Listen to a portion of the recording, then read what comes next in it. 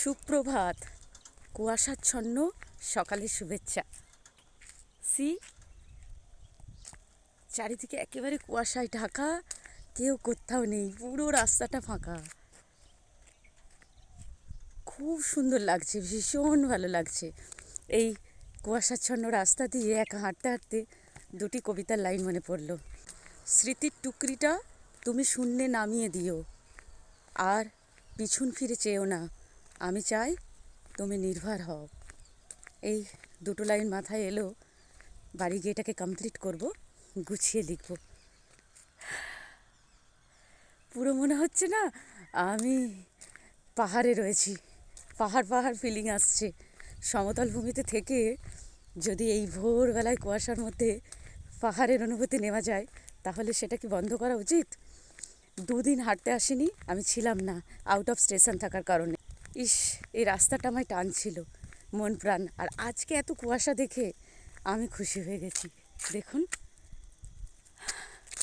কি সুন্দর কুয়াশা, এত সুন্দর সকাল আমি খুব কম দেখেছি।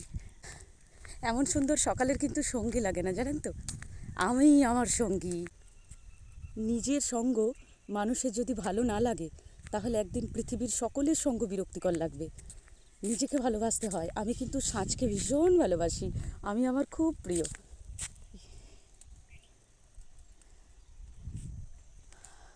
নাচ করতে ইচ্ছে করছে, রিয়েলি। ভিতর থেকে একটা কে যেন গিটার বাজাচ্ছে। প্রত্যেকে এই কুয়াশার মাঝে একদিন সকালে উঠুন, তারপর 2-4 পা হাঁটুন। আমি সাজেস্ট করছি, ভীষণ ভালো লাগবে। এই সমতল ভূমিতে যারা রয়েছেন, এই সমভূমি এলাকাতে থেকেও পাহাড়ের আনন্দ নিতে পারবেন। কারণ দূর দূর তো কিছু দেখা যাচ্ছে না, ধূসর, মনে হচ্ছে যেন দূরে বড় বড় পাহাড় আছে। দূরে কিন্তু কোথাও পাহাড় নেই, একেবারে এই যে সমান পিছড়ালা রাস্তা। আমি কিন্তু মনে হচ্ছে কাশ্মীরে বেড়াতে এসেছি, এত মোটা মোটা সোয়েটার পরে নিয়েছি, আমার একটুও ঠান্ডা লাগছে না, বরঞ্চ মজা লাগছে।